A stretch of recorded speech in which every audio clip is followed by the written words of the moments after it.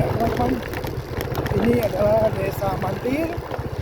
Tadi saya sudah tanya sama warga di sini, katanya itu di sini itu SP7, SP7 Mantir.